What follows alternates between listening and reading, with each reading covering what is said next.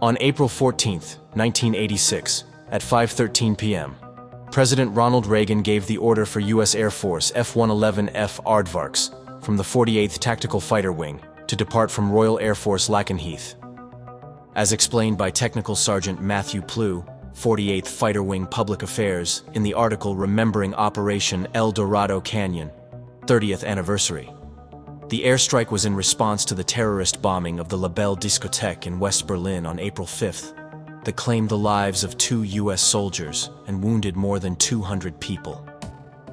The El Dorado Canyon operation marked the culmination of massive combined operations and international military cooperation aimed at ensuring the destruction of terrorist training facilities connected to the attack in the Libyan nation of Africa.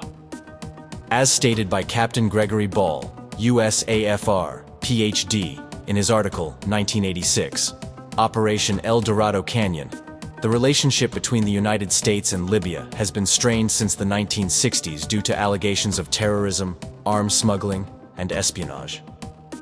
In 1986, tensions between the two countries reached a breaking point.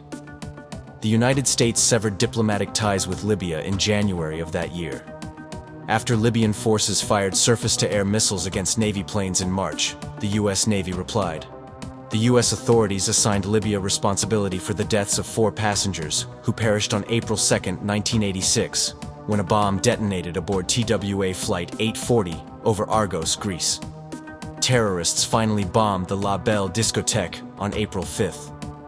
Operation El Dorado Canyon was started when the United States claimed to have exact, precise, and irrefutable evidence of Libyan involvement.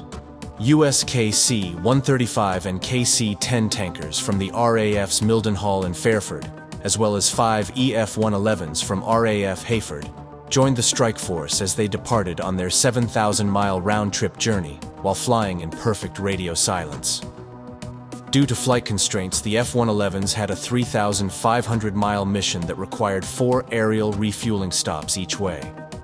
2 USS Coral Sea and USS America aircraft carriers launched A-6E Intruders, EA-6B Prowlers, FA-18 Hornets, and A-7 Corsairs to give the aardvarks more air-to-air defense and more air-to-ground support as they flew over Libya. Ball notes that at 6:54 p.m. Eastern Standard Time, the Navy support aircraft supplied the surface-to-air missile suppression, while the EF-111 aircraft started electronic countermeasures against the Libyan air defenses. While 13 F-111s attacked the Azazia barracks in Tripoli and the Sidi Bilal Terrorist Training Center, Navy strike aircraft hit Benina Airfield and the military installations in Benghazi around 7 p.m. 5 aardvarks carried out the mission's final attack, which targeted the military airfield in Tripoli. Sadly, only 4 of the F-111s were able to drop their bombs effectively. 7 additional people missed their targets, while 6 had mechanical issues or were prevented from dropping due to strict rules of engagement. Captains Fernando L. Rivas Dominici and Paul F. Lawrence perished when one F-111 with the call sign Karma 52 lost contact over the Gulf of Sidra after departing the target area. By 7:53 p.m., all Navy aircraft had reached their carriers. However, one F-111 had to make a detour to Rota, Spain, due to an overheated engine while returning to England.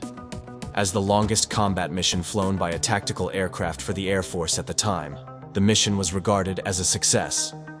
Ball did note that there was some dispute, though. First, the U.S. Navy asserted that its resources might have been used to complete the entire operation. Second, the commander of the 48th TFW thought that the original plan of a small group of F-111s had become too large, which made him think that there was little chance of surprising the Libyan defenses, and that the quantity of aircraft would give air defenses time to focus on the second wave of attackers.